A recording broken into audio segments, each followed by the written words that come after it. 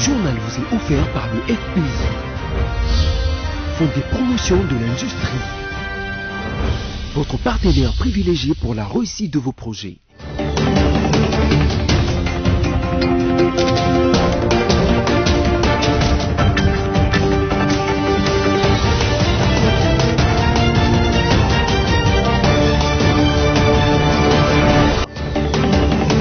C'est l'heure de vous informer tout de suite les titres de l'actualité d'IC Journal.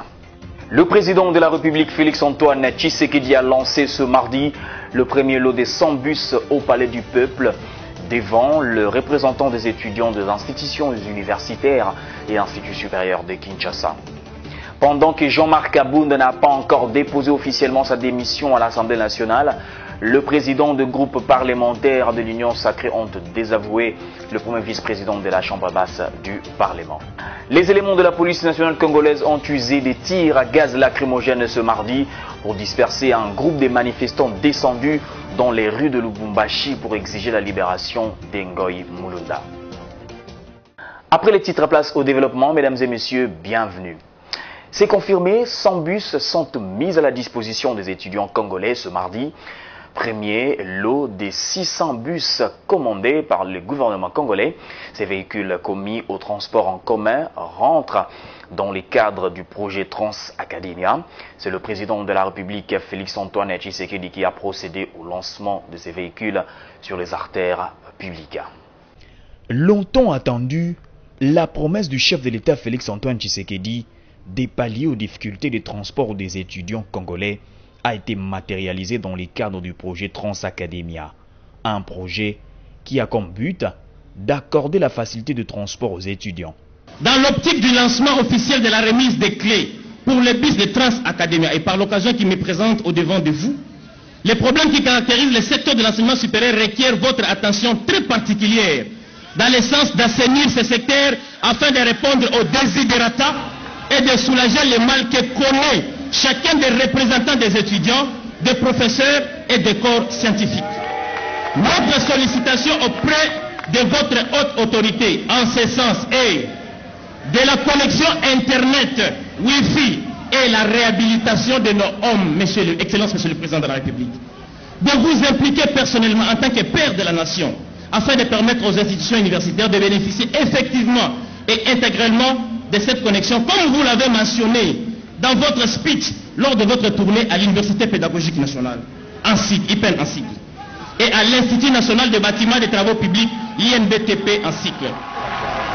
Le premier lot des Trans-Academia est constitué de 100 bus qui vont desservir tous les campus des universités de la capitale d'abord et ensuite les autres grandes villes du pays. Je voudrais bien rassurer les étudiants de l'intérieur de la province. Les bus seront dispatchés sur l'ensemble du territoire dans toutes les provinces pour que les étudiants de partout s'entendent chez eux et se sentent honorés par le chef de l'État qui aujourd'hui nous a donné la preuve qu'il est très attentionné de la question des étudiants. Il s'est de souligner que le chef de l'État a chargé les ministres des Transports, voies des communications et des enclavements de faire une étude pour étendre cette initiative en faveur de tous les étudiants du pays. Et le ministre des Transports et Voies des Communications et des Enclavements, Chéribin Okende, s'est dit très satisfait de cette réalisation avant de déclarer qu'il comptait sur l'implication des étudiants pour que ces projets ne soient pas immornés. On l'écoute. Je reviens donc de prendre sur mes épaules tous les défis que le chef de l'État veut relever dans mon domaine. Et aujourd'hui, nous commençons à esquisser le premier pas.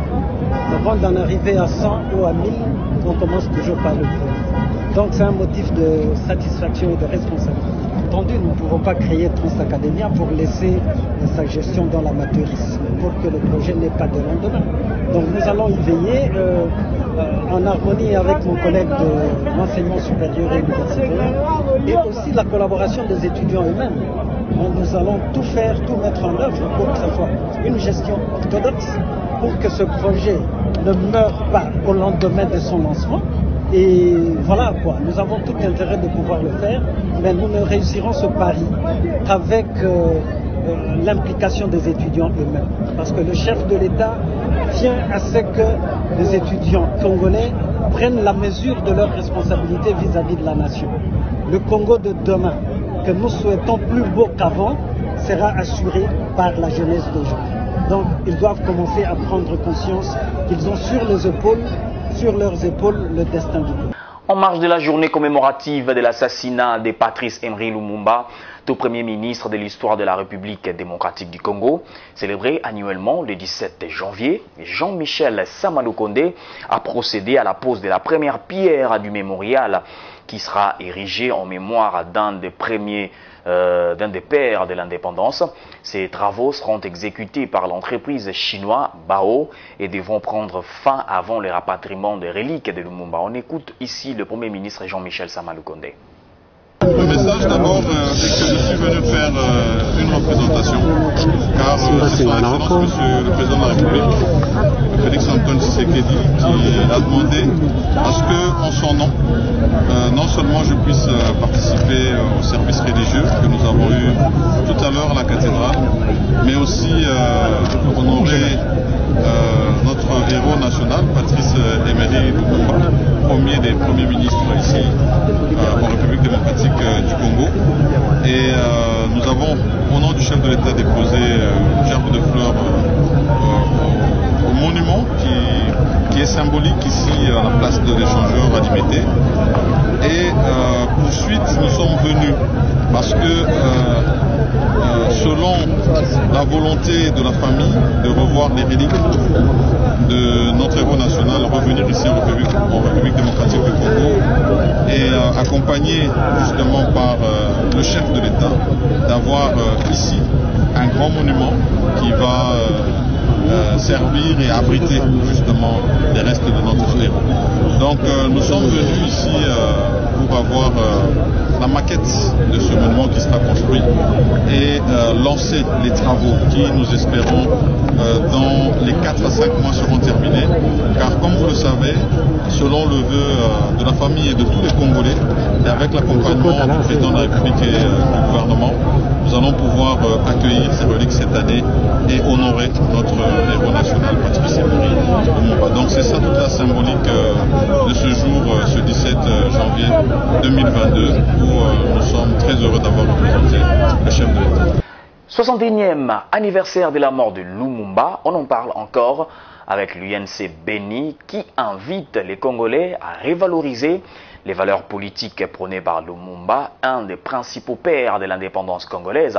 Les propos à ces sujets du secrétaire permanent de la Fédération de Béni de l'UNC avec Sami Mosongo.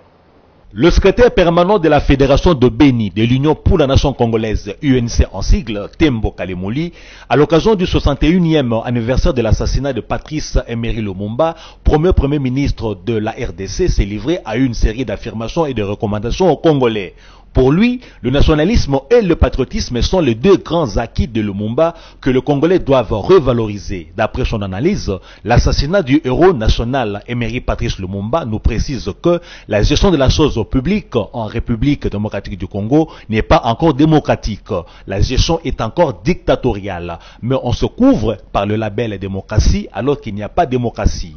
En guise de recommandation aux Congolais à ce 61e anniversaire de la mort de Lumumba, Tembo Kalemouli a prescrit, nous citons, c'est que Lumumba a commencé, il faut que nous puissions continuer avec ses projets. Continuer avec ses projets, c'est quoi? C'est aimer le peuple congolais et le Congo et par conséquent travailler pour ce peuple. Sinon, il n'y aura rien. Ce cadre de l'UNC, parti membre de l'Union sacrée, a par ailleurs exhorté ses compatriotes congolais à s'inspirer de Lumumba, affirmant que la question de la gestion de la chose publique était également une préoccupation de Patrice Lumumba. Il a insisté, nous citons, moi je pense que si nous suivons la pensée de Lumumba et que nous révalorisons la valeur du Congolais et celle du Congo, nous serons renommés partout dans le monde. Donc nous avons besoin de bons gestionnaires. Lumumba a dit, si vous allez gérer parce que vous aimez les bonbons, vous serez en train de consommer les sangs de ceux qui sont morts pour l'indépendance. Il est notre pionnier, nous devons le suivre. Il a prôné le nationalisme, le patriotisme pour l'honneur de la République démocratique du Congo. Fin des citations. Je le disais en titre, le président du groupe parlementaire de la majorité parlementaire de l'Assemblée nationale réaffirme leur loyauté au chef de l'État, Félix-Antoine Tshisekedi, seul chef et visionnaire de l'Union sacrée de la nation. Ils ont déclaré lundi 17 janvier au Palais du Peuple. On écoute le député national Albert David Moukeba. Nous, présidents des groupes parlementaires de l'Union sacrée de la nation, suivons de près l'actualité politique de notre pays. Nous félicitons Son Excellence, Monsieur le Président de la République, chef de l'État, Félix-Antoine Tshisekedi Tshilombo, pour la tournée qu'il a amorcée dans le Congo profond, notamment dans le Kivu, l'Ituri et le Grand Kasaï, en vue de palper du doigt les besoins socio-économiques du peuple congolais, notre peuple. Nous réaffirmons, au nom de tous les députés nationaux, membres de l'Union sacrée de la nation, notre fidélité, notre loyauté et notre attachement sans faille à l'auguste personne de son Excellence, Monsieur le Président de la République, chef de l'État, Félix-Antoine Tshisekedi Tshilombo.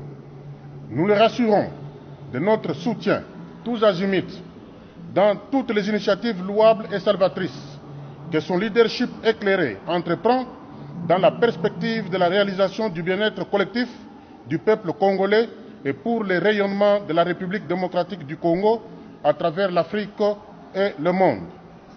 Aussi, nous réitérons notre soutien indéfectible à toutes les institutions de la République, en commençant par l'institution président de la République.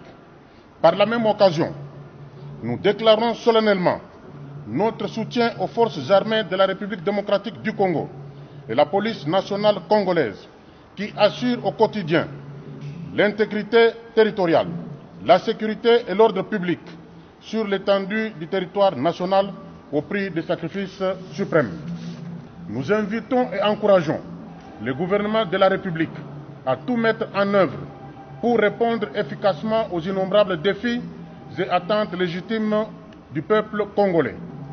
De tout ce qui précède, nous rassurons le président de la République, chef de l'État, que l'union sacrée de la nation reste unie et indivisible pour l'accomplissement de sa vision au bénéfice du peuple. Enfin, nous rappelons à l'opinion que l'union sacrée de la nation n'a qu'un seul chef et visionnaire, en la personne de son Excellence, Monsieur le Président de la République, chef de l'État, Félix-Antoine Tshisekedi Tshilombo, derrière qui nous sommes tous rangés et engagés.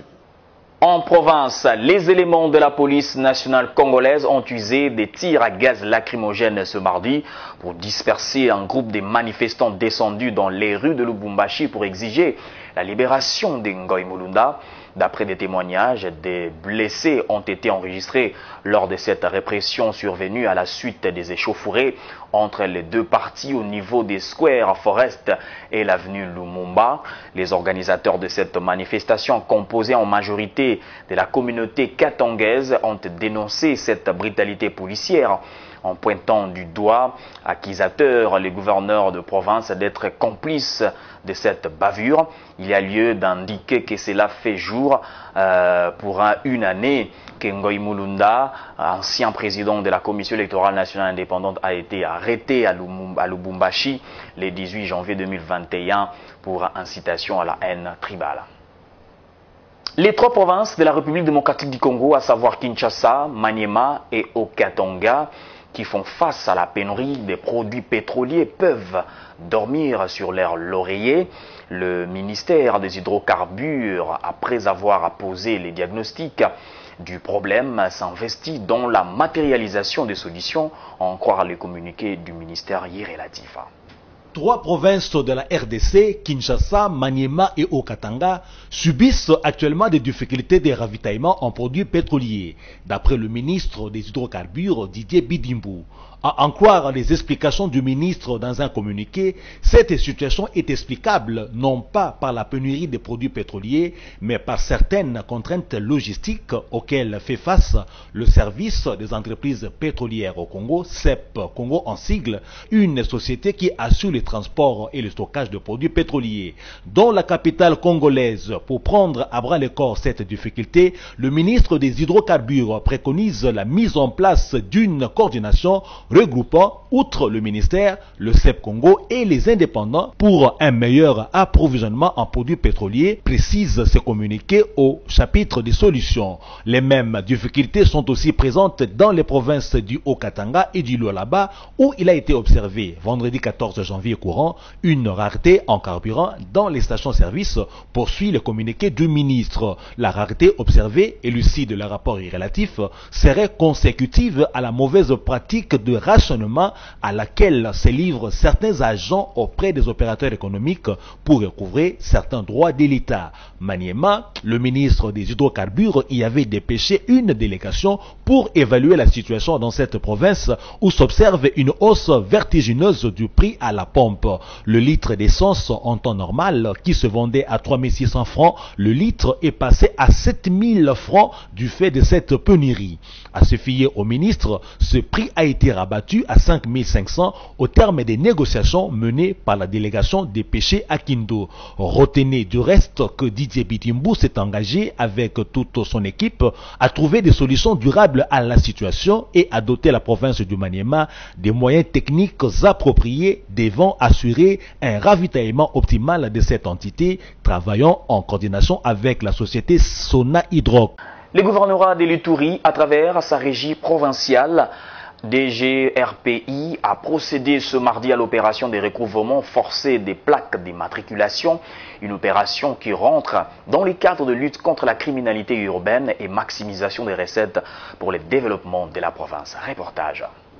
C'est parti pour ce mardi, l'opération de recouvrement forcé de plaques d'immatriculation moto par les agents de l'ordre accompagnés de ceux de la DGRPI. Ils sont visibles dans tous les coins stratégiques de la ville. Pour les maires de la ville de Bunia, le commissaire supérieur principal, John Chabwino Amigo, cette opération vise à identifier ces enjeux dans la lutte contre l'insécurité dans cette province sous état de siège. 60% des véhicules qui circulent dans la ville de Bunia et des motos n'ont pas de plaques d'immatriculation. Et cela nous causait du tort, parce que l'insécurité grandissante dans cette ville est née de ce phénomène.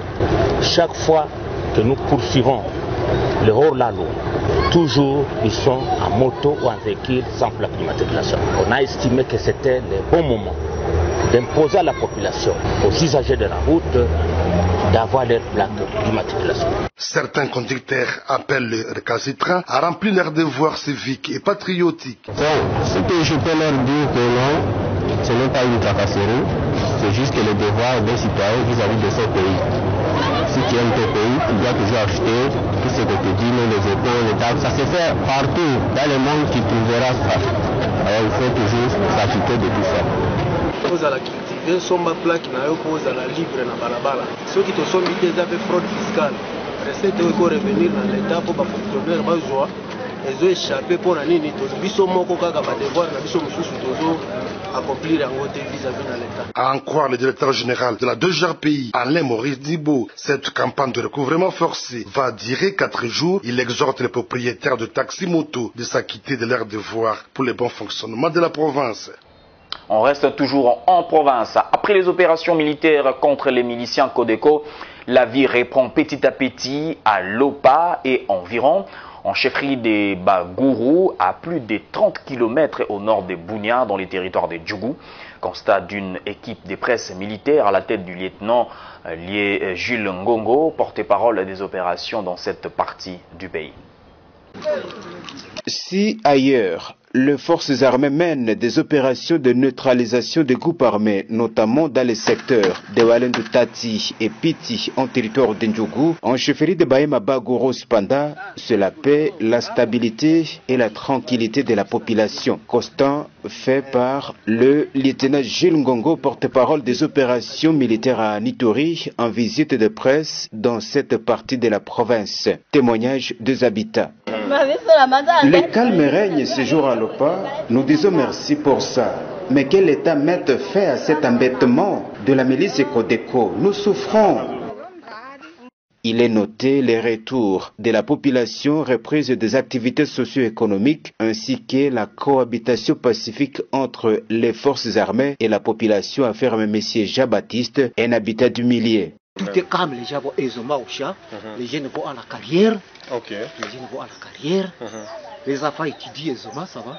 À en croire lieutenant Gilles Ngongo, au regard des résultats observés sur terrain, les forces armées sont à la phase de normalisation de la situation sécuritaire. Telle est la volonté du chef de l'État Félix Tshisekedi, a dit le porte-parole de l'armée en Ituri. Après la maîtrise de la violence, après la stabilisation, nous voici en territoire de Djougou à l'ère de la normalisation. C'est ça le fait final recherché dans les opérations militaires à cette période d'état du siège.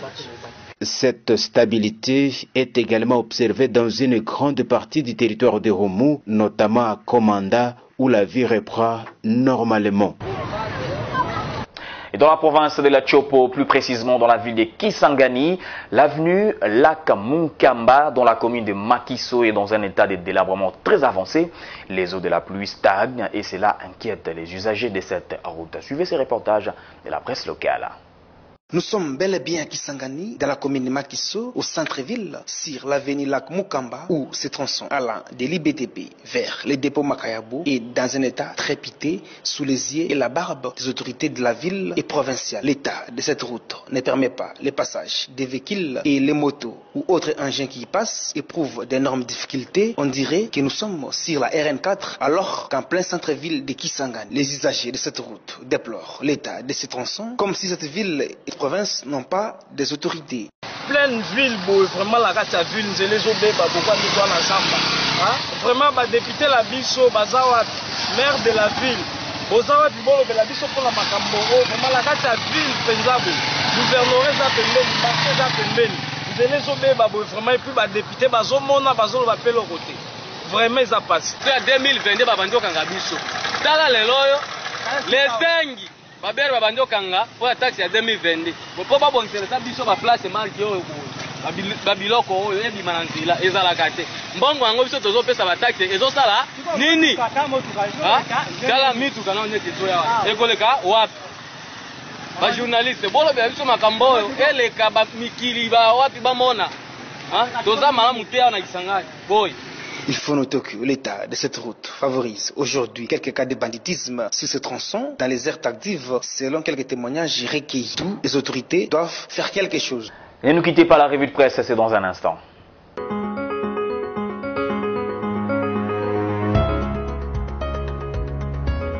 Bonjour. L'énigme Kabound, c'est avec cet éditorial de Forum des As.net que débute la ronde de médias en ligne qui ont actualisé leur site ce mardi 18 janvier 2022. À s'en tenir à l'optique de l'éditorialiste de ces médias, le problème est de connaître la nature de la compétition et les règles du jeu. Là, seuls les initiés aux arcanes de l'alternance d'il y a 3 ans et tous ces avatars disposent de lunettes spéciales pour lire et décoder les bisbilles entre co-héritiers biologiques et politiques. Qui a droit à quoi, en vertu de quelle disposition du deal? Là réside l'énigme Kabound. Reste que ces chamailleries sont à des années-lumière des préoccupations quotidiennes du Congolais non estampillé UDPS. Lui qui a tout d'un dindon de la farce voit le régime sécréter en 3 ans ses nouveaux riches. De la politique sociale avec ses titres de Radio-Okapi.net, RDC, la hausse du prix de carburant impacte les transports en commun à Goma. Ces sites renseignent à ce sujet que des conséquences économiques néfastes se font voir de plus en plus sur les vécus quotidiens de la population locale. La hausse de prix du carburant impacte déjà sur le prix du transport urbain, comme le témoigne cet habitant rencontré par les reporters de Radio Okapi au niveau du ciné-métro. Le coût des transports est très élevé. Nous ne savons pas pourquoi. Dans le bus de BDGL jusqu'au terminus, c'est 1000 francs congolais. Avant, c'était 500 francs seulement. C'est doublé. C'est même du terminus jusqu'à Ndosso, c'est 1000 francs congolais. Avant, nous payons seulement 500 francs. Terminons notre revue de presse de ce jour avec l'un des titres de lephare-online.net. Le ministre Kalumba dérange la mafia qui tient le pays et les Congolais à la gorge. Dans cette longue tribune, on peut lire, entre autres vérités lumineuses, la loi indique clairement que les prix sont librement fixés par ceux qui font l'offre des biens et services. Le choix de la RDC est celui d'une économie de marché. Seulement, cette fixation des prix est soumise au strict respect de la réglementation sous la limite de marge bénéficiaire. Et toujours selon la loi, c'est au ministère de l'économie nationale qu'il revient de fixer cette limite et d'assurer un contrôle a posteriori pour vérifier l'application de la réglementation. Ce contrôle a pour but de s'assurer que les opérateurs économiques, notamment les importateurs de produits surgelés, n'imposent pas à la population de payer un prix au-delà des marges autorisées. Tout prix qui génère une marge supérieure à la limite réglementaire entraîne automatiquement des trop perçus ou, en termes simples, un vol pur de l'argent des consommateurs. Il est d'ailleurs curieux d'observer un silence coupable des organisations de défense des droits de l'homme. Merci pour votre fidélité à la télévision du groupe BSC.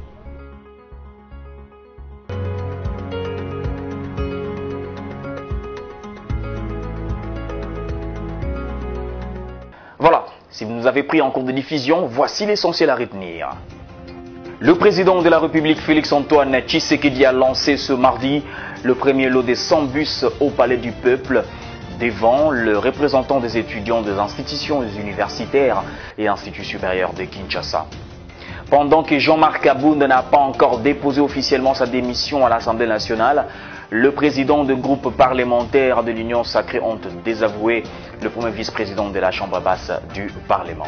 Les éléments de la police nationale congolaise ont usé des tirs à gaz lacrymogène ce mardi pour disperser un groupe de manifestants descendus dans les rues de Lubumbashi pour exiger la libération d'Ngoy Mulunda. Ce journal est terminé, merci de l'avoir suivi. L'actualité reste en continu sur votre chaîne. Vivez heureux.